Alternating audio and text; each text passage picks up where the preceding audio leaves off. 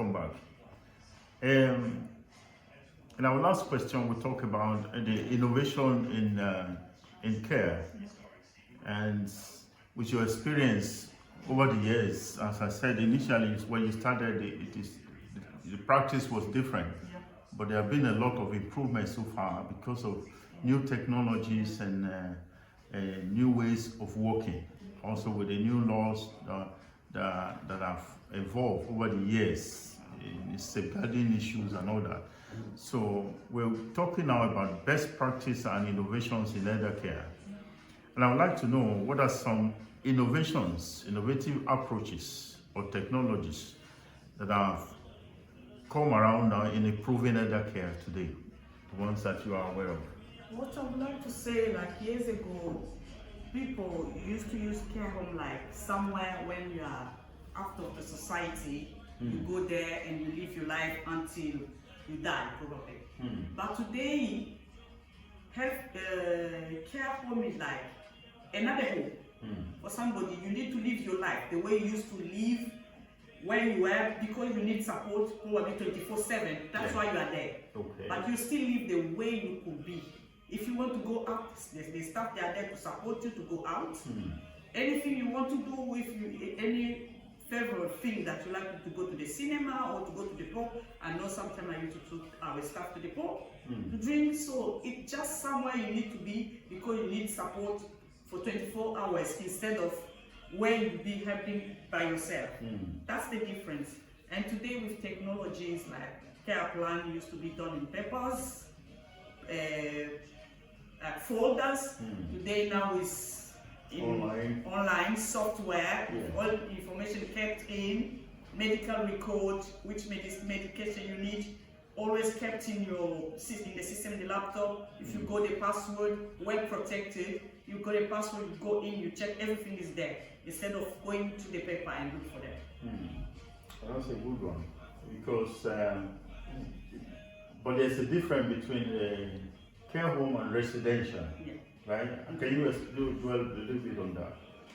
A care home is for There's those a care home, nursing home, and residential home, right?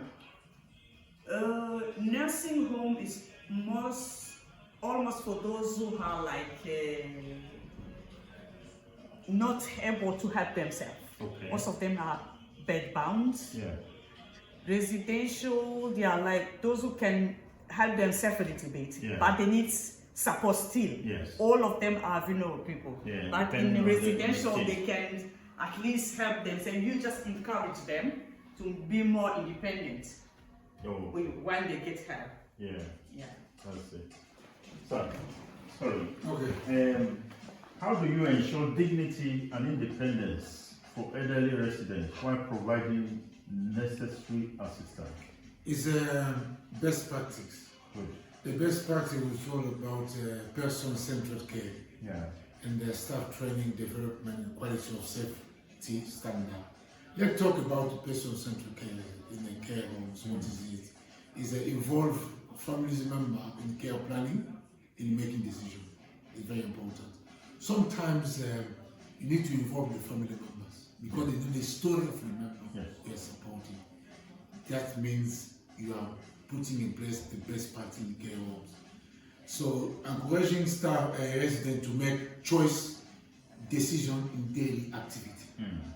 You can go in the care home, you see how they are making the meals, the activity is best practice. And the staff need to get full training to make sure that they are supporting people and in the right decision. When you talk about the innovation, there are some at the moment now with the technology, like care homes, a lot of places they start using digital care planning system. Yeah. Instead of telemedicine and all that. Yeah. In the care instead of using paper, they start using now the digital care planning system. So instead of using paper, everything's in the computer. You get the password, you go there, you put the support plan, the risk assessment, everything's there in the computer.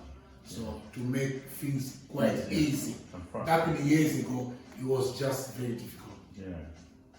So the last question on this sector, your agency staff are trained, and depending on different agencies, different people are trained different ways.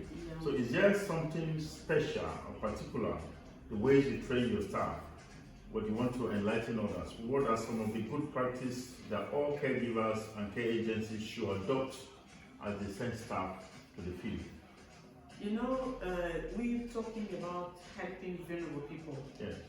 Those who need help. It could be physically, it could be mentally, it could be because of disability, it could be because of illness. So we go through all difference of trainings. So if somebody has physical problem, you know how to help. If somebody has a mental problem, you know how to intervene in that situation. If somebody has disability in any area, you know how to deal with. We go different kind of training that we do for our staff. Okay, depending on the circumstance. situation that the person is going through. All right. Okay. Thank you very much.